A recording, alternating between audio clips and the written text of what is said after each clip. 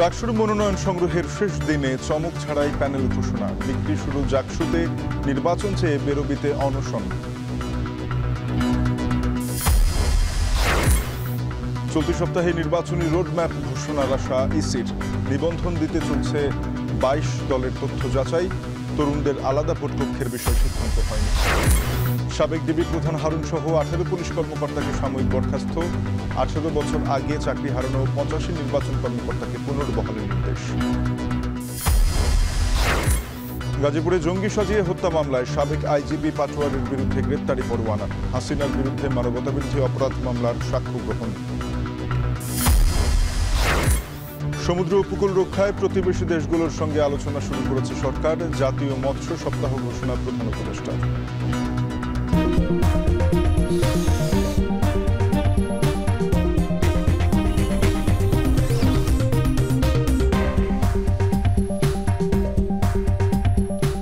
শিরোনাম শুনছিলেন, স্বাগত। এখন বিকেলে আপনাদের সাথে আছে তানজিম শাফিন।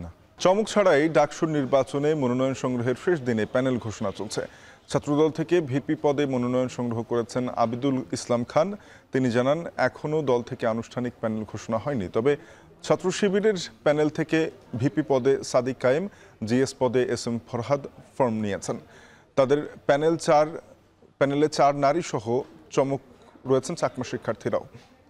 ডাকসু নির্বাচনের সবশেষ খবর জানাতে ঢাকা বিশ্ববিদ্যালয় সিনেট ভবন থেকে সরাসরি যুক্ত হচ্ছেন সহকর্মী ফরহাদ বিন নূর।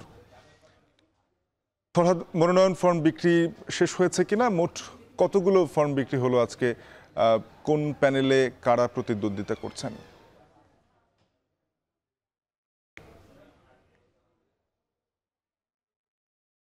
এই মুহূর্তে ডাকসু নির্বাচনের মনোনয়ন ফর্ম বিতরণের শেষ দিনের কার্যক্রম শেষে ব্রিফিং চলছে, আমরা সরাসরি যুক্ত হব সেখানে। গুজব ও কুৎসা ব্যবহার করে এটি রাজনৈতিক গোষ্ঠীর এজেন্ডা বাস্তবায়নে রত সকল গ্রুপ ও পেজের বিরুদ্ধে প্রশাসনকে আইনানুগ ব্যবস্থা নিতে হবে। 6, ক্যাম্পাসে নানা ইস্যুকে কেন্দ্র করে মব পরিস্থিতি তৈরি হলে বিশ্ববিদ্যালয় প্রশাসন তা কিভাবে মোকাবেলা করবে তার সুনির্দিষ্ট রূপরেখা প্রণয়ন করতে হবে।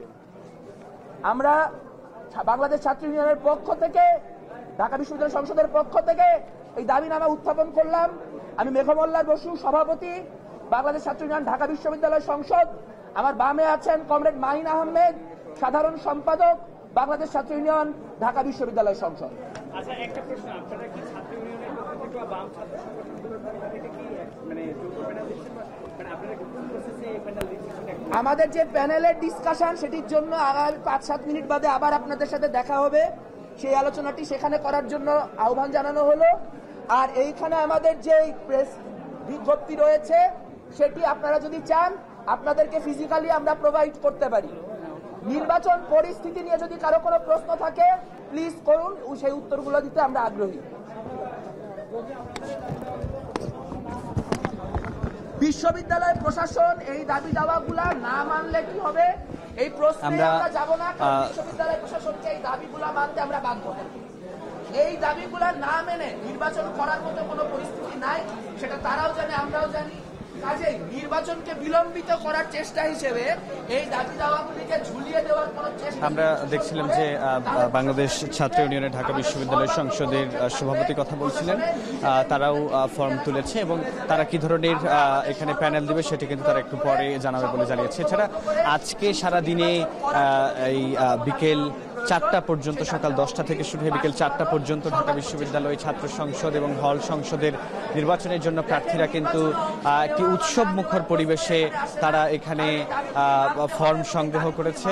এবং আমরা যে বিষয়টি দেখেছি যে বিশেষ করে এখানে কিন্তু বিভিন্ন ছাত্র সংগঠনের পাশাপাশি আমরা কিন্তু দেখেছি যে যারা আসলে স্বতন্ত্রের সংখ্যাটাই আমরা এখানে অনেক বেশি দেখছি। স্বতন্ত্র প্রার্থীরা কিন্তু এখানে বেশি ফর্ম সংগ্রহ করেছে এবং এখন পর্যন্ত আমরা একটু আগে আমরা খবর নিয়ে এসেছি যিনি প্রধান রিটার্নিং কর্মকর্তা তার কাছ থেকে তিনি জানিয়েছেন যে এখন পর্যন্ত প্রায় আজকেই 2 শতাধিক প্রার্থী ফর্ম তুলেছেন বলে কিন্তু তারা জানিয়েছেন। ডাকসু নির্বাচনের ফর্ম বিতরণের শেষ দিন এবং আবেদন জমাদের শেষ দিনের খবর জানাতে ঢাকা বিশ্ববিদ্যালয় সিনেট ভবন থেকে যুক্ত হয়েছিলেন সহকর্মী ফরহাদ বিন নূর। এদিকে বেগম রোকেয়া বিশ্ববিদ্যালয়ে ছাত্র সংসদ নির্বাচনের দাবিতে শিক্ষার্থীদের অনশন চলছে। দ্বিতীয় দিনের মতো এই অনশনে 30 ঘন্টা পেরিয়ে গেলেও দাবি আদায় অনড় আন্দোলনকারীরা। কর্মসূচিতে ইতিমধ্যে অসুস্থ হয়ে পড়েছেন 4 জন, গুরুতর অসুস্থ 2 জনকে নেওয়া হয়েছে হাসপাতালে। উপাচার্য জানিয়েছেন বিশ্ববিদ্যালয়ের আইন সংশোধনের জন্য ইউজিসিকে চিঠি দিয়েছেন তারা। আজই জানা যেতে পারে ইউজিসির ল কমিটির বৈঠকের তারিখ। এদিকে 32 বছর পর অনুষ্ঠিতব্য জাহাঙ্গীরনগর বিশ্ববিদ্যালয় ছাত্র সংসদ নির্বাচনের মনোনয়নপত্র বিতরণ শুরু হয়েছে আজ। মোকাররম হোসাইনের প্রতিবেদন। রংপুরের বেগম রোকেয়া বিশ্ববিদ্যালয় 1.5 দশক পেরিয়ে উত্তরের এই বিদ্যায়তন এ অঞ্চলের অন্যতম বড় পাবলিক বিশ্ববিদ্যালয় হিসেবে তো বটেই, নানা ঘটনা দিয়েও খবরের শিরোনাম হয়েছে বহুবার। বিশ্ববিদ্যালয়ের অস্থিরতা ক্লাস পরীক্ষা ও গবেষণায় যেমন বিরূপ প্রভাব ফেলেছে, তেমনি বিগত 5 উপাচার্যের মধ্যে 4 জনের নির্ধারিত মেয়াদ শেষ করতে না পারার ঘটনাও সবার জানা। তার মধ্যে 4 জনই বিভিন্ন মামলার আসামি হয়েছেন। এখানে শিক্ষক ও আবাসিক সংকট, গবেষণার অপ্রতুলতার সঙ্গে উন্নয়ন বরাদ্দ না থাকায় অবকাঠামোগত সংকট তো আছেই। এর মধ্যে নতুন সংকট বিশ্ববিদ্যালয় আইনে ছাত্র সংসদ নির্বাচন না থাকা। সে দাবি আদায়ে বহু কর্মসূচি পালনের পর এবার আমরণ অনশন শুরু করেছেন কয়েকজন শিক্ষার্থী। আমরা চাই খুব দ্রুত এই বিষয়টার প্রতিকার হোক এবং খুব দ্রুত আমাদের বিশ্ববিদ্যালয়ে এই ছাত্র সংসদ নির্বাচন রোডম্যাপ ঘোষণা করা হোক। এই বিশ্ববিদ্যালয়ের জন্যই একটা ন্যায্য দাবি নিয়ে বসেছি, তারা সেটা বুঝতে পেরে আমাদের সাথে সংগতি প্রকাশ করছে। বিশ্ববিদ্যালয় প্রতিষ্ঠার পর থেকে আজ পর্যন্ত বেগম রোকেয়া বিশ্ববিদ্যালয় কেন্দ্রীয় ছাত্র সংসদের যে অস্তিত্ব সেটি নাই, কিন্তু এর নাম করে বিশ্ববিদ্যালয় প্রতিষ্ঠার পর থেকে আমরা দেখে এসেছি যে শিক্ষার্থীদের কাছ থেকে বিভিন্নভাবে ছাত্র সংসদ বাবদ ফি নেওয়া হচ্ছে। যতক্ষণ পর্যন্ত না আমাদের বেরোবিতে ছাত্র সংসদ আইনে সংযুক্ত হয়ে গ্যাজেটভুক্ত হবে, ততক্ষণ পর্যন্ত আমরা আমাদের এই অনশন তুলব না। রোববার সকাল 11টায় প্রশাসনিক ভবনের উত্তর গেটে অনশন শুরুর পর একে একে সংহতি জানাতে থাকে বিভিন্ন বিভাগের শিক্ষার্থীরা। ছাত্রদল, ছাত্র শিবিরের নেতারা ছাড়াও সংহতি জানান বিশ্ববিদ্যালয়ের উপাচার্য ও রেজিস্ট্রার সহ কয়েকজন শিক্ষক। তবে সময় গড়ার সঙ্গে সঙ্গে অসুস্থ হতে থাকেন আন্দোলনকারীরা। সোমবার সকালে 4 জনকে প্রাথমিক চিকিৎসা দেয়া হলেও হাসপাতালে নেওয়া হয় 2 জনকে। তবে উপাচার্য বলছেন বিশ্ববিদ্যালয় আইন সংশোধনের জন্য ইউজিসিকে চিঠি দিয়েছেন তিনি। যেহেতু আমাদের গঠনতন্ত্র নাই, গঠনতন্ত্রটা এটাকে ইনক্লুড করার জন্য আমরা কিন্তু সকল প্রসেসটা আমাদের বিশ্ববিদ্যালয় থেকে আমরা করে পাঠিয়ে দিছি। এখন যদি matter of time to finally আমাদের এই গেজেটটা প্রকাশ হয়ে গেলে আমার মনে হয় যে ছাত্রদের যে দাবিটা এটা আমরা পূরণ করে আমরা আমাদের রোডম্যাপ ঘোষণা করব। ছাত্র সংসদ না থাকলেও প্রতি সেশনে শিক্ষার্থীদের কাছ থেকে ছাত্র সংসদ বাবদ যে টাকা তোলা হয়েছে গেল 16 বছরে সে অর্থের পরিমাণ প্রায় 1.5 কোটি টাকা। এই অর্থ কোন খাতে ব্যয় করেছেন আগের উপাচার্যরা নেই তার নথি। এদিকে 32 বছর পর 11 সেপ্টেম্বর অনুষ্ঠিত হতে যাচ্ছে জাকসু নির্বাচন। জাহাঙ্গীরনগর বিশ্ববিদ্যালয় কেন্দ্রীয় শিক্ষার্থী সংসদ ও হল সংসদ নির্বাচনের মনোনয়নপত্র বিতরণ ও জমা কার্যক্রম শুরু হয়েছে। এর আগে রোববার 11,919 জনের ভোটার তালিকা প্রকাশ করা হয়েছে। মোকাররম হোসাইন, এখন রংপুর।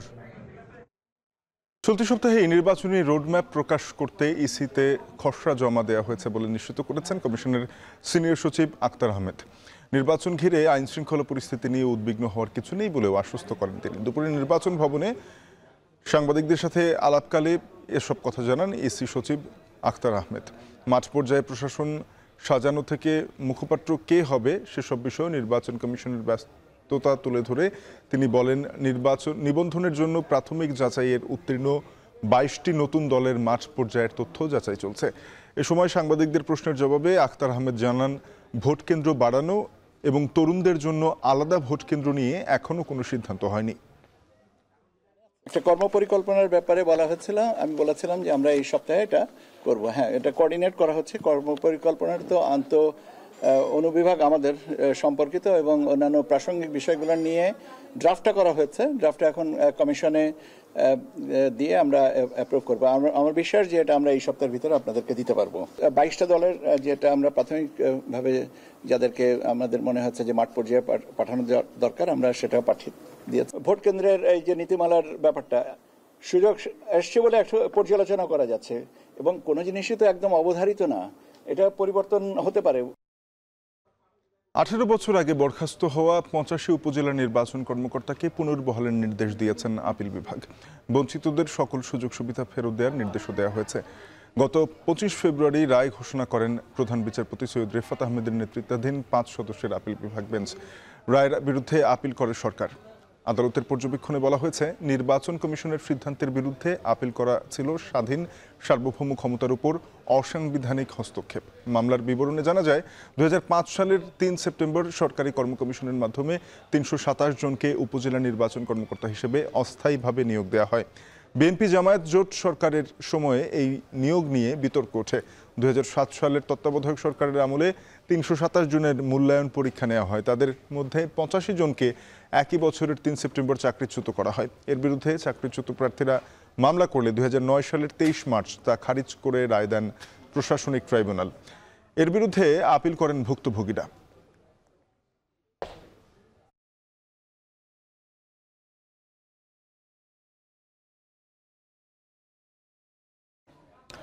ঢাকা মহানগর গোয়েন্দা পুলিশের সাবেক প্রধান মোহাম্মদ হারুনুর রশিদ সহ 18 কর্মকর্তাকে চাকরি থেকে সাময়িকভাবে বরখাস্ত করেছে সরকার। সোমবার স্বরাষ্ট্র মন্ত্রণালয়ের জননিরাপত্তা বিভাগ থেকে এ বিষয়ে একটি প্রজ্ঞাপন প্রকাশ করা হয়েছে। সাময়িক বরখাস্ত হওয়া কর্মকর্তাদের মধ্যে 3 জন ডিআইজি, 6 জন অতিরিক্ত ডিআইজি, 4 জন পুলিশ সুপার, 4 জন অতিরিক্ত পুলিশ সুপার এবং 1 জন সহকারী পুলিশ সুপার পদমর্যাদার কর্মকর্তা রয়েছেন। সাময়িকভাবে বরখাস্ত করলেও তারা খোরপোশ ভাতা পাবেন। আজহার লিমনের প্রতিবেদন। গণঅভ্যুত্থানের দিন গেল বছরের 5 আগস্ট থেকেই পালিয়ে আছেন ডিবি হারুন খ্যাত ঢাকা মহানগর পুলিশের অতিরিক্ত কমিশনার মোহাম্মদ হারুনুর রশিদ।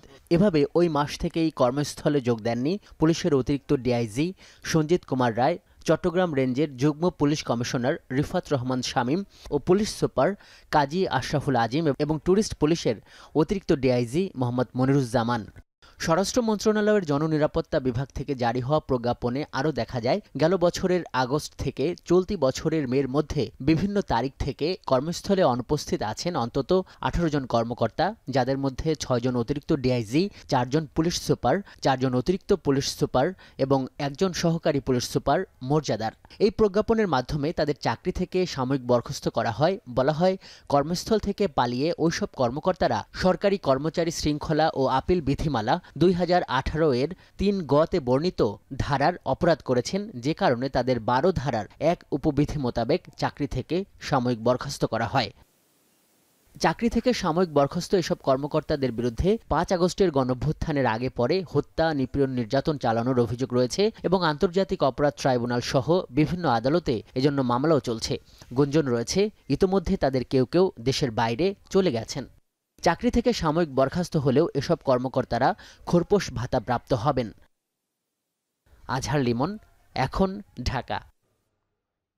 গাজীপুরে জঙ্গি নাটক সাজিয়ে 7 জনকে হত্যার অভিযোগে সাবেক আইজিপি জাবেদ পাটোয়ারি সহ 5 জনের বিরুদ্ধে গ্রেপ্তারি পরোয়ানা জারি করেছেন আন্তর্জাতিক অপরাধ ট্রাইব্যুনাল। এদিন শেখ হাসিনা, আসাদুজ্জামান খান কামালের বিরুদ্ধে সাক্ষ্য গ্রহণ হয়। চানখারপুলে মানবতাবিরোধী অপরাধের মামলায় সাক্ষীকে হুমকি ও ভয়ভীতি দেখানোর ঘটনায় হাজির হন বংশাল থানার ওসি। মশিউর অনেকের প্রতিবেদন। 2016 সালের অক্টোবরে গাজীপুরের একটি বাসায় আটকে রেখে জঙ্গি অভিযানের নামে হত্যা করা হয় 7 জনকে। দেশের বিভিন্ন স্থান থেকে ধরে আনা হয়েছিল এই তরুণদের। প্রসিকিউশন বলছে, বাহির থেকে তালাবদ্ধ করে গুলি করে হত্যা করা হয় এদের। এ সময় 830 রাউন্ড গুলি ছুড়ে সিটিটিসি ও সোয়াত সহ আইনশৃঙ্খলা বাহিনী। সোমবার এক পরিবারের অভিযোগের পরিপ্রেক্ষিতে নতুন মামলা দায়ের করেন প্রসিকিউশন। এই মামলায় সাবেক আইজিপি জাবেদ পাটোয়ারি, সে সময় গাজীপুর মেট্রোপলিটন পুলিশের প্রধান হারুনুর রশিদ, সিটিটিসির প্রধান মনিরুল ইসলাম সহ 5 জনের বিরুদ্ধে গ্রেফতারি পরোয়ানা জারির আবেদন করা হয়। পরে গ্রেফতারি পরোয়ানা জারি করেন ট্রাইব্যুনাল 1। সিটিটিসি এবং সোয়াতের 2টি টিম এই বাসায় একটি অপারেশন করে মর্মে দেখায় এবং সরাসরি এই আটকরত আবদ্ধরত 6 জন যুবককে গুলি করে বিচার বহির্ভূতভাবে হত্যা করে। তদন্ত সংস্থা প্রাথমিকভাবে প্রমাণের সত্যতা পেয়েছে। সাবেক আইজিপি জাবেদ পাটোয়ারি সাহেব সহ 5 জনের বিরুদ্ধে গ্রেফতারি পরোয়ানার আবেদন করেছিলাম। মাননীয় ট্রাইব্যুনাল তাদের বিরুদ্ধে গ্রেফতারি পরোয়ানা জারি করেছেন। এদিন চানখারপুলের মানবতা বিরোধী অপরাধের মামলায় সাক্ষীকে হুমকি ও ভয়ভীতি দেখানোর ঘটনায় হাজির হন বংশাল থানার ওসি। ট্রাইব্যুনাল তাকে বলেন, সাক্ষীর নিরাপত্তায় সব রকম ব্যবস্থা নিতে হবে। একজন সাক্ষীর সেফটি, সিকিউরিটি অ্যান্ড ওয়েলবিং দেখার দায়িত্ব রাষ্ট্রের এবং ট্রাইব্যুনালের। সেই অনুযায়ী tribunal concern officer in charge of that particular police স্টেশনকে একটা অর্ডার করেছিলেন যে সেখানে তাকে অসম্মানজনক কোনো ব্যানার বা ফেস্টুন যদি থাকে সেটা ইমিডিয়েটলি রিমুভ করার জন্য, এবং রিমুভ করে তার সেফটি সিকিউরিটি ইনশিওর করে ট্রাইব্যুনালকে আজকে অবগত করার জন্য। এদিন শেখ হাসিনা আসাদুজ্জামান খান কামালের বিরুদ্ধে 5 দিনের মতো সাক্ষ্য গ্রহণ হয়। সাক্ষী দেন আরও 3 জন। এ নিয়ে এই মামলায় এখন পর্যন্ত সাক্ষ্য দিয়েছেন 12 জন। মশিউর অনিক, এখন, ঢাকা। সমুদ্র উপকূল রক্ষায় প্রতিবেশী দেশগুলোর সঙ্গে আলোচনা শুরু করেছে সরকার। সোমবার চীন মৈত্রী সম্মেলন কেন্দ্রে জাতীয় মৎস্য সপ্তাহের উদ্বোধনী অনুষ্ঠানে কথা জানান প্রধান উপদেষ্টা ডক্টর মোহাম্মদ ইউনূস। সমুদ্রের অবারিত সম্পদ আহরণের চেষ্টা বাড়ানোরও আহ্বান জানান তিনি। এছাড়া জলবায়ু পরিবর্তনের কারণে মৎস্যশিল্পে ক্ষতিকর প্রভাব এড়াতে টেকসই পদ্ধতি আবিষ্কারের তাগিদ দেন ডক্টর ইউনূস। বিস্তারিত নাজমুস সাকিবের প্রতিবেদনে। মাছে ভাতে বাঙালির যে তকমা তা গত অর্থবছরেই হয়েছে আরও দৃঢ়। জাতিসংঘের খাদ্য ও কৃষি বিষয়ক সংস্থার প্রকাশিত প্রতিবেদন অনুযায়ী বৈশ্বিকভাবে মাছ উৎপাদনে তৃতীয় থেকে দ্বিতীয় অবস্থানে উঠে এসেছে বাংলাদেশ। ৪৭ লাখ হেক্টর জমিতে প্রায় ৫০ লাখ টনের বেশি মাছ উৎপাদন হচ্ছে দেশে। মৎস্যশিল্পকে এগিয়ে নিতে প্রতি বছরের ন্যায় দিবসটি উপলক্ষে সোমবার চীন মৈত্রী সম্মেলন কেন্দ্রে এক অনুষ্ঠানের আয়োজন করে মৎস্য ও প্রাণী সম্পদ মন্ত্রণালয়। অনুষ্ঠানে উঠে আসে বাংলাদেশে মৎস্য শিল্পের অবস্থান আর উন্নয়নের কথা। এ সময় হাওরে অপরিকল্পিত উন্নয়ন মাছ উৎপাদনে কিছুটা বাধাগ্রস্ত করেছে বলে মন্তব্য করেন উপদেষ্টা ফরিদা আক্তার। মাছ উৎপাদন বাড়াতে পরিকল্পনা হাতে নেওয়া হয়েছে বলে জানান তিনি। শিল্প বর্জ্যের কারণে আমাদের নদী দূষিত হচ্ছে, অর্থাৎ মাছ দূষিত হচ্ছে। মাছের মধ্যে নানা কেমিক্যাল রেসিডিউ, বিশেষ করে লেড, ক্যাডমিয়াম, এমনকি মাইক্রোপ্লাস্টিক ইত্যাদি পাওয়া যাচ্ছে, যা মানুষের স্বাস্থ্যের জন্য মারাত্মক ক্ষতিকর। দেশে মিঠা পানির মাছের যেমন চাহিদা আছে, তেমনি চাহিদা বাড়ছে সামুদ্রিক মাছেরও। কিন্তু সামুদ্রিক মাছ আহরণে বাংলাদেশের অবস্থান 25-এ। সমুদ্র উপকূল অঞ্চল রক্ষায় আলোচনা শুরু করেছে সরকার উল্লেখ করে প্রধান অতিথির বক্তব্যে ডক্টর মোহাম্মদ ইউনূস বলেন, বাংলাদেশ এখনো সমুদ্রের জগতে প্রবেশ করতে পারেনি। সমুদ্রের অবারিত সম্পদ আহরণের চেষ্টা করতে হবে বাংলাদেশকে। তাই বিশ্ববিদ্যালয়গুলোতে এ বিষয়ে অধ্যয়ন বাড়ানোর পরামর্শ দেন তিনি। সমুদ্র উপকূলীয় অঞ্চলের সম্পদ ও পরিবেশের টেকসই ব্যবহার নিশ্চিত করতে আমরা আমাদের বন্ধু দেশগুলোর সঙ্গে আলোচনা করছি এবং তারা সাড়া দিচ্ছেন। আমাদের বিশ্ববিদ্যালয়ের পাঠ্যক্রমেও গভীর সমুদ্রে মাছ ধরার বিষয়টি অন্তর্ভুক্ত করতে হবে।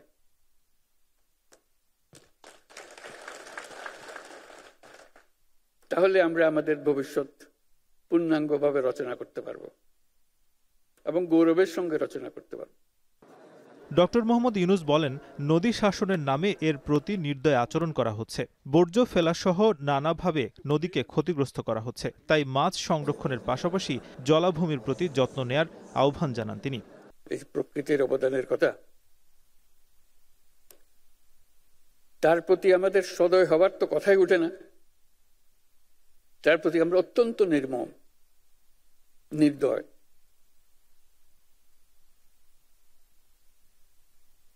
সে আমাদেরকে অন্য সব কথা বাদ দিল, শুধু একটা খাবারের কথা সে আমাদেরকে প্রতিনিয়ত দিয়ে যাচ্ছে। আমরা শুধু ধরে আনছি, পরিবেশন করছি। তার প্রতি সদয় হবার চিন্তা আমাদের মাথায় আসে। পরে জাতীয় মৎস্য সপ্তাহ 2025-এর শুভ উদ্বোধন ঘোষণা করেন প্রধান উপদেষ্টা। এর আগে মৎস্যশিল্পে অবদান রাখায় মোট 16 ব্যক্তি প্রতিষ্ঠানকে স্বর্ণ, রৌপ্য ও ব্রোঞ্জ পুরস্কার হাতে তুলে দেন তিনি। নাজমুস সাকিব, এখন, ঢাকা। রাজনৈতিক দলগুলোর কাছে পাঠানো জুলাই সনদ বাস্তবায়নের 8টি অঙ্গীকারনামা থাকলেও এর বাস্তবায়ন প্রক্রিয়া স্পষ্ট উল্লেখ নেই। তাই সনদ চূড়ান্ত ও বাস্তবায়ন প্রক্রিয়া নিয়ে আগামী সপ্তাহে দলগুলোর সঙ্গে আবারও আলোচনা শুরু করবে ঐকমত্য কমিশন। জামায়াত, এনসিপি সহ বেশিরভাগ রাজনৈতিক দল জুলাই সনদের অধীনে নির্বাচন চায়। তবে স্থায়ী আইনি ভিত্তি দিতে এলএফও, গণপরিষদ নাকি গণভোট, এ নিয়ে দলগুলোর ভিন্নমত রয়েছে। বিস্তারিত হাসিব বিল্লার প্রতিবেদনে। রাজনৈতিক দলগুলোর সঙ্গে ঐকমত্য কমিশনের ২ পর্বের ধারাবাহিক আলোচনায় ৮৪টি বিষয়ে ঐকমত্য হয়েছে। প্রথম পর্বে সংস্কার কমিশনের প্রস্তাবের ৬৪টি বিষয়ে ঐকমত্য হয়। দ্বিতীয় পর্বে দলগুলো একমত হয় ১১টি বিষয়ে। পিআর পদ্ধতিতে উচ্চকক্ষ, সাংবিধানিক প্রতিষ্ঠানে নিয়োগ, প্রধান উপদেষ্টা নিয়োগ ও রাষ্ট্রের মূলনীতি সহ ৯টি বিষয়ে দলগুলো আপত্তি জানায়, তবে সিদ্ধান্ত দিয়েছে ঐকমত্য কমিশন। গত শনিবার রাজনৈতিক দলগুলোর কাছে পাঠানো জুলাই সনদের চূড়ান্ত খসড়ায় উল্লেখ করা হয়, এই সনদ জনগণের সর্বজনীন অভিপ্রায়। এ নিয়ে আদালতে প্রশ্ন তোলা যাবে না। অবিলম্বে বাস্তবায়নযোগ্য বিষয় নির্বাচনের আগে বাস্তবায়ন করার কথাও জানায় ঐকমত্য কমিশন। সেগুলো আপনাদেরকে জানানো হয়েছে। তবে জুলাই সনদের খসড়ার কিছু বিষয় ত্রুটিপূর্ণ বলে মনে করছে বিএনপি। কিছু কিছু বিষয়ে অসামঞ্জস্যতা আছে, কিছু সঠিকভাবে উপস্থাপিত হয়নি, এটা হতেই পারে, সেটা আমরা কারেকশন করে আমাদের মতামতটা দিয়ে দেব। 20 আগস্টের মধ্যে মতামত দেওয়ার জন্য অনুরোধ করা হয়েছে, আমরা আশা করছি এর মধ্যে দিতে পারবো। জামাত বলছে অন্তর্বর্তী সরকারকেই জুলাই সনদ বাস্তবায়ন করতে হবে, এর ভিত্তিতেই আগামী নির্বাচন হতে হবে। জাতির কাছে ওনাদের প্রতিশ্রুতি বাস্তবায়ন করতে হলে এই সরকারকে জুলাই সনদকে আইনি ভিত্তি দিয়ে অবশ্যই এই সরকারের মেয়াদের মধ্যে নির্বাচনের পূর্বেই এর আইনি প্রক্রিয়া বাস্তবায়ন করতে হবে। সাংবিধানিক ইস্যু যেগুলো আছে এগুলো আপনার গণভোটে যেতে পারেন, কোনো সমস্যা নেই। অতিথি প্রেসিডেন্ট আছে, এগুলো দৃষ্টান্ত আছে, সে তাহলে এবার আমরা দিতে পারবো না, কেন এটা তো নতুন কিছু না। গণপরিষদের দাবি জানিয়ে এনসিপি বলছে জনগণের অংশগ্রহণ না থাকলে সনদ বাতিলের ঝুঁকি থাকবে। প্রোক্লামেশনের উপরে আর কোনো কিছু হয় না, প্রোক্লামেশনের নিচে সংবিধান, সংবিধান প্রোক্লামেশনের উপরে যেতে পারবে না। আবার যে কোনো আইন কিংবা অধ্যাদেশ সংবিধানের উপরে যেতে পারবে না। তাহলে আপনি যে কোনো একটা আইন কিংবা অধ্যাদেশ করে সেটাকে যদি সংবিধানে ইনক্লুড করেন কিংবা ইনকর্পোরেট করেন, আপনি কখনোই এটা বলতে পারবেন না যে এটা নিয়ে প্রশ্ন তোলা যাবে না। তার মানে ওনাদের এই চিন্তা পদ্ধতিটার মধ্যে একটা ঘাটতি রয়ে গেছে। আমাদের ঐতিহাসিক অভিজ্ঞতা, আমাদের রাজনৈতিক পরিস্থিতি এবং হচ্ছে যে আইনি দিক, সাংবিধানিক দিক সবগুলো বিবেচনা করে আমরা যেটা ভেবেছি, আমরা যেটা প্রস্তাব করি সেটা গণপরিষদ করতে হবে, অন্তত সংবিধানের সাথে সম্পর্কিত যে সংস্কারগুলো। এদিকে দেশে এই মুহূর্তে গণভোটের পরিবেশ নেই বলে মনে করে এবি পার্টি। যেই প্রক্রিয়াতে অন্তর্বর্তীকালীন সরকার 1 বছর থেকে দেশ চালাচ্ছে, এই প্রসেসের মধ্য দিয়েই এগুলো বাস্তবায়ন প্রক্রিয়া শুরু করা সম্ভব। আগামী সংসদ এসে সিম্পলি এটা র্যাটিফাই করে দেবে এবং এই র্যাটিফিকেশন যে করবে এইটা একটা লিগ্যাল স্ট্যাটাস এই সনদে দিতে হবে, লেখা থাকতে হবে যে সংসদের প্রথম অধিবেশনের প্রথম দিনে ফার্স্ট ডেতে এগুলো সব পাশ করে ফেলতে হবে, র্যাটিফাই করে দেবে। গ্রামে গঞ্জে সাধারণ মানুষকে গিয়ে এই সাংবিধানিক এতগুলো পরিবর্তন, 28 পৃষ্ঠার একটা ডকুমেন্ট, মানুষকে বোঝানো উচ্চকক্ষ থাকবে কিনা, নিম্নকক্ষ থাকবে কিনা, নির্বাচন কিভাবে হবে, ওইটা হবে কিনা, এই পুরো প্রসেস তো আলাদা আলাদা করে প্রত্যেকটা বিষয়কে নাগরিককে বুঝাইতে হবে। এই বোঝানোর সময় আমরা আসলে এখন পাবো কিনা। খসড়ায় সনদ বাস্তবায়নের পদ্ধতির উল্লেখ নেই। এর আইনি ভিত্তি ও বাস্তবায়ন প্রক্রিয়া নিয়ে বিশেষজ্ঞদের সঙ্গে আলোচনা করছে জাতীয় ঐকমত্য কমিশন। আগামী সপ্তাহে রাজনৈতিক দলগুলোর সঙ্গে ফের আলোচনা শুরু হবে। বিভিন্ন রকম ওপিনিয়ন আসছে, ওপিনিয়নগুলো কমিশন এক জায়গায় করছে, কমিশন নিজেরা এগুলো নিয়ে আলোচনা করছে এবং রাজনৈতিক দলগুলোর সঙ্গে যখন বসবে তখন এই সমস্ত বিশেষজ্ঞ মতামত কমিশন রাজনৈতিক দলগুলোর সঙ্গে শেয়ার করবে, রাজনৈতিক দলগুলো সেগুলো নিয়ে আলাপ আলোচনা করবে, তারপরে একটা চূড়ান্ত জায়গায় যাবে। গণতান্ত্রিক রাষ্ট্র ব্যবস্থায় রাজনৈতিক দলই জনগণের প্রতিনিধি। সুতরাং রাজনৈতিক দলগুলো বা রাজনৈতিক দলসমূহের নেতারা, প্রায় সকল রাজনৈতিক দলের নেতারা যখন এক জায়গায় বসে আলোচনা করেন এবং কোনো সিদ্ধান্ত নেন, আমাদেরকে দ্বিমত করবার কোনো সুযোগ আছে যে সেটাই জনগণের পক্ষে গৃহীত একটা সর্বসম্মত সিদ্ধান্ত। বাস্তবায়নের পদ্ধতি ঠিক হওয়ার পরপরই সব রাজনৈতিক দল সই করার মধ্য দিয়ে চূড়ান্ত রূপ পাবে জুলাই সনদ। হাসিব বিল্লাহ, এখন, ঢাকা। আওয়ামী আমলের প্রশাসন দিয়ে সুষ্ঠু নির্বাচন সম্ভব নয় বলে মন্তব্য করেছেন বিএনপির সিনিয়র যুগ্ম মহাসচিব রুহুল কবির রিজভী। সকালে শেরেবাংলা নগরে নীলফামারী বিএনপি নবগঠিত কমিটির উদ্যোগে জিয়াউর রহমানের সমাধিতে শ্রদ্ধা নিবেদন শেষে এ মন্তব্য করেন তিনি। বলেন, ফেব্রুয়ারিতে অবাধ ও সুষ্ঠু নির্বাচন অনুষ্ঠানে প্রশাসন থেকে আওয়ামী ক্যাডারদের অপসারণ করতে হবে। পিআর পদ্ধতির জন্য জনগণ প্রস্তুত নয় উল্লেখ করে তিনি বলেন, যারা পিআর দাবি করে তাদের উদ্দেশ্য অসৎ। এ সময় সাংবাদিকদের প্রশ্নের জবাবে ডাকসু নির্বাচনের সব মতের প্রতিনিধিত্ব নিশ্চিত হবার আশাবাদ ব্যক্ত করেন তিনি। বলেন, বিশ্ববিদ্যালয়ের ছাত্র প্রতিনিধিরা থাকলে শিক্ষার সুষ্ঠু পরিবেশ বজায় থাকে।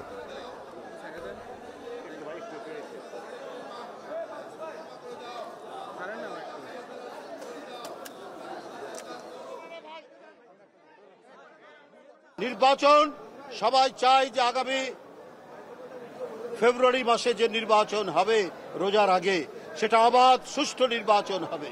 আওয়ামী লীগের খাস তাদের দলীয় লোকজন, এগুলোকে প্রশাসন থেকে ক্লিন করতে হবে। এদেরকে বেছে বেছে, আমরা চাই না যে বিএনপির লোকজনকে বেছে বেছে, তা না, যারা নিরপেক্ষ, যারা কোনো দিকে বায়াসড নেই, তাদেরকেই পোলিং অফিসার, প্রিজাইডিং অফিসার এগুলো করা উচিত। ভারত থেকে পেঁয়াজ আমদানি করায় দেশে দামে ইতিবাচক প্রভাব পড়েছে। চট্টগ্রামের খাতুনগঞ্জে 3 দিনের ব্যবধানে বাজারে প্রতি কেজি দেশি পেঁয়াজের দাম 8 থেকে 10 টাকা পর্যন্ত কমেছে। দাম আরও কমবে বলে আশা খুচরা ব্যবসায়ীদের। এদিকে ব্যাপারীরা বলছেন, আমদানির অনুমোদন দেওয়ার পর লোকসানে দেশি পেঁয়াজ বিক্রি করতে হচ্ছে তাদের। কাজী মাহফুজের প্রতিবেদন। গেল 8 মাস ধরে এককভাবে বাজার দখলে রেখেছে দেশে উৎপাদিত পেঁয়াজ। সেই মজুদের শেষ পর্যায়ে হঠাৎ অস্থির হয়ে ওঠে বাজার। সরবরাহ সংকটে চলতি মাসের শুরু থেকে খাতুনগঞ্জের পাইকারি বাজারে কয়েক ধাপে বেড়ে দেশি পেঁয়াজের দাম ঠেকে 85 টাকায়। বাজার নিয়ন্ত্রণে সরকার পেঁয়াজ আমদানির ঘোষণা দেয়। এতে সপ্তাহ ব্যবধানে কমতে শুরু করে দেশি পেঁয়াজের দাম। 85 টাকা থেকে নেমে 65 টাকায়, অর্থাৎ কেজিতে 20 টাকা পর্যন্ত কমে যায় দাম। এই মাসে সর্বোচ্চ গেছে 85 টাকা, এই আপনার এখন 65 টাকা সর্বনিম্ন। আমদানি যদি বেশি হয় আর কমবে। ব্যবসায়ীরা বলছেন, আমদানির খবরে পাইকারি বিক্রেতারা মজুত করা পেঁয়াজ দ্রুত বিক্রি করতে শুরু করেছেন। এতেই কমছে দাম। আমদানি বাড়লে দাম আরও কমবে বলে জানান তারা। অন্যদিকে দাম আরও কমার সম্ভাবনায় খুচরা ব্যবসায়ী ও ক্রেতারা পেঁয়াজ কেনা কমিয়ে দিয়েছেন। ইন্ডিয়ান পেঁয়াজ আমদানি না করাটাই ঠিক সরকারের কাছে, এটা আমরা আবেদন করি যে আমাদের দেশে যে পরিমাণ পেঁয়াজ আছে ওটা আপনার বর্তমান এই 23-24-এর ভিতরে থাকে যাবে। আমদানি করা পেঁয়াজ বাজারে আসতে সময় লাগবে আরও 5 মাস। এরই মধ্যে হঠাৎ করে দাম কমে যাওয়ায় লোকসানে পেঁয়াজ বিক্রি করতে হচ্ছে বলে দাবি ব্যাপারীদের। 1 কেজিতে 20 টাকা পর্যন্ত কমে গেছে পার কেজি। 70 থেকে 77 টাকার পর তার 60-62 টাকা বেশি কাস্টমার নাই, বেচা কেনা। ইন্ডিয়ান পেঁয়াজ আসবে করে বেচা কেনা না। দেশে পেঁয়াজের বার্ষিক চাহিদা 32 থেকে 35 লাখ টন, আর মোট চাহিদার প্রায় 25 থেকে 30% পেঁয়াজ আমদানি করতে হয়। কাজী মাহফুজ, এখন চট্টগ্রাম। দেশের বাইরের খবর। মিয়ানমারে সাধারণ নির্বাচনের প্রথম ধাপের ভোট গ্রহণ শুরু হচ্ছে আগামী 28 ডিসেম্বর থেকে। আসন্ন নির্বাচনে বিঘ্ন ঘটানোর চেষ্টা করলে বা বিরোধিতা করলে সর্বোচ্চ শাস্তি হিসেবে মৃত্যুদণ্ডের বিধান রেখে আইন পাশ করেছে জান্তা সরকার। জরুরি অবস্থা প্রত্যাহারের 17 দিনের মাথায় নির্বাচনের তারিখ ঘোষণা করল জান্তা সরকার, যা চলবে 2026 সালের জানুয়ারি মাস পর্যন্ত। দেশটির ইউনিয়ন ইলেকশন কমিশনের বিবৃতিতে বলা হয়েছে, দ্বিতীয় ধাপের তারিখ পরে জানানো হবে। ক্ষমতাসীন জান্তা সরকারের দাবি, নির্বাচনের মাধ্যমে চলমান সংঘাত নিরসন ও স্থিতিশীলতার পথে আসবে মিয়ানমার। অস্ত্র সমর্পণকারী বিদ্রোহীদের নগদ পুরস্কারের ঘোষণাও দিয়েছে তারা। তবে এই নির্বাচনকে প্রহসন আখ্যা দিয়ে বর্জনের ডাক দিয়েছে বিরোধী দলগুলো। এদিকে দেশটির বড় রাজনৈতিক দল ন্যাশনাল লীগ ফর ডেমোক্রেসির নেত্রী অং সান সু চি এখনও কারাগারে। 2021 সালের অভ্যুত্থানের মাধ্যমে ক্ষমতা দখল করে জান্তা সরকার। 2020 ပြည့်နှစ်ပါတီစုံဒီမိုကရေစီရွေးကောက်ပွဲတွင်အဆိုပါချင်းကအာဏာရပါတီဟာမဲမသမာမှုများကိုကျူးလွန်ခဲ့ကြကြောင်းဥပဒေနဲ့ညီဖြည့်ရှင်းဆောင်ရွက်ပေးမှုမရှိဘဲနိုင်ငံတော်အာဏာကိုအတင်းအာဏာမှယာယီသမ္မတတာဝန်တမတော်ကာကွယ်ဦးစီးဗိုလ်ချုပ်မှုကြီးမင်းအောင်လှိုင်နိုင်ငံတော်စီမံအုပ်ချုပ်ရေးကောင်စီအတွင်းမှဗိုလ်ချုပ်ကြီးအောင်လင်းထွေးတို့တက်ရောက်ကြပထမဆုံးယာယီသမ္မတတာဝန်အခုလာမဲ့ যুদ্ধবন্ধের সিদ্ধান্ত ইউক্রেনের উপর ছেড়ে দিয়েছেন মার্কিন প্রেসিডেন্ট ডোনাল্ড ট্রাম্প। তবে ক্রিমিয়ার দাবি ছাড়া সহ ন্যাটোতে যোগ না দেওয়ার শর্তও জুড়ে দেওয়া হয়েছে জেলেন্সকিকে। সামাজিক যোগাযোগ মাধ্যম ট্রুথ সোশ্যালে এক পোস্টে ট্রাম্প জানান, জেলেন্সকি চাইলে দ্রুত যুদ্ধ বন্ধ হবে।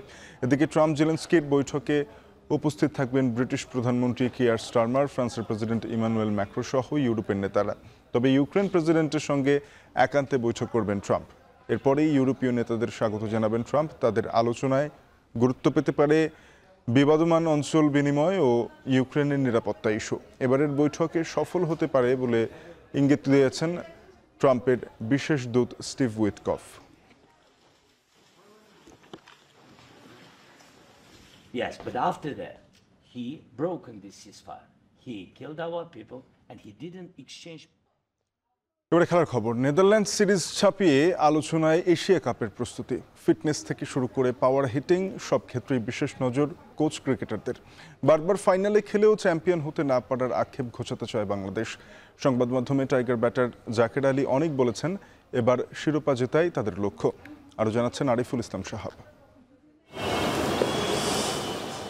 দরজায় কড়া নাড়ছে নেদারল্যান্ড সিরিজ, তবে ঘরের মাঠের সিরিজ ছাপিয়ে বাংলাদেশের ভাবনায় এশিয়া কাপ। ইতোমধ্যে পুরোদমে প্রস্তুতিও শুরু করেছে জাতীয় দল। আসন্ন এশিয়া কাপে বড় টুর্নামেন্টের শিরোপা খরা ঘোচাতে বদ্ধপরিকর জাকের আলী অনিকরা। আমরা এবার এশিয়া কাপে ইনশাল্লাহ আমরা চ্যাম্পিয়ন হওয়ার লক্ষ্যে যাচ্ছি। এটা আমি পার্সোনালি আমি বলতে পারি যে আমি চ্যাম্পিয়ন হওয়ার জন্যই যাচ্ছি। আর ইনশাল্লাহ ড্রেসিং রুমে এটা সবাই বিলিভ করে, বিশেষ করে এখন আমাদের যেরকম এনভায়রনমেন্ট আছে, সবাই যেরকম এফোর্ট দিতেছে, ইনশাল্লাহ আমরা সবাই বিশ্বাস করি আমরা এবার চ্যাম্পিয়ন হওয়ার জন্যই যাব। 2012, 16 ও 18 তিনবার এশিয়া কাপের ফাইনাল খেলেও সোনার হরিণ চ্যাম্পিয়ন শিরোপা স্পর্শ করতে পারেনি বাংলাদেশ। এবার তাই আটঘাট বেঁধেই নেমেছে টাইগার ক্রিকেটাররা।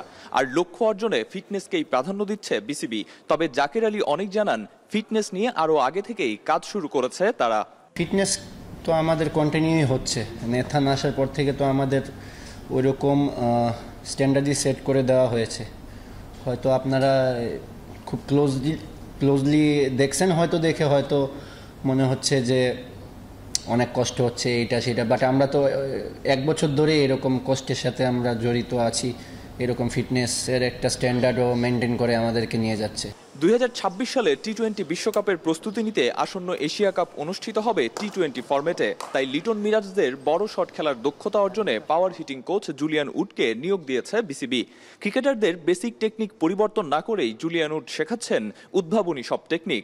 যারা টাইমার তাদেরকে কিভাবে আরও 4-5 মিটার ইমপ্রুভ করা যায়। টাইমারদের কিন্তু সে পাওয়ার হিটার হতে বলে নাই, টাইমাররা টাইমারই থাকবে। তো তারা টাইমিং করে তারা কিভাবে তাদের মানে শর্টসটাকে আরেকটু 4-5 মিটার 6 মিটার আরেকটু বাড়াতে পারে। তো এটা হলে কি হবে, যেটা আউট হতো সেটা 6 হয়ে যাবে।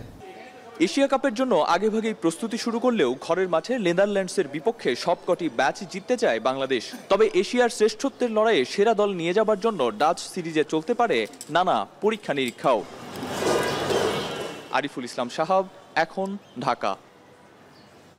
এখন বিকেল শেষ করব, যাবার আগে শিরোনামগুলো আরেকবার।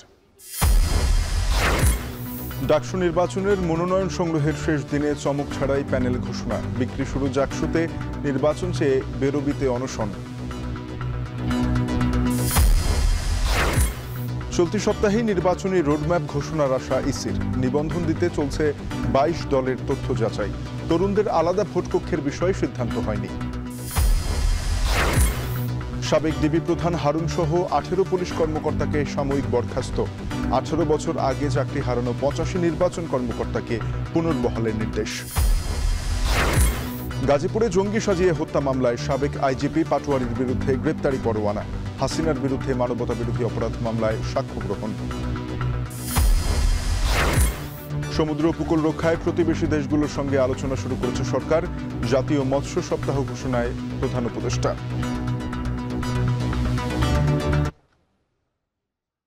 এ ছিল এখন বিকেল। এখন টেলিভিশনের ওয়েবসাইট দেখতে ভিজিট করুন www.ekon.tv। যুক্ত থাকুন ফেসবুকে facebook.com/tv.ekon এবং ইউটিউবে চোখ রাখুন youtube.com/c/ekontv।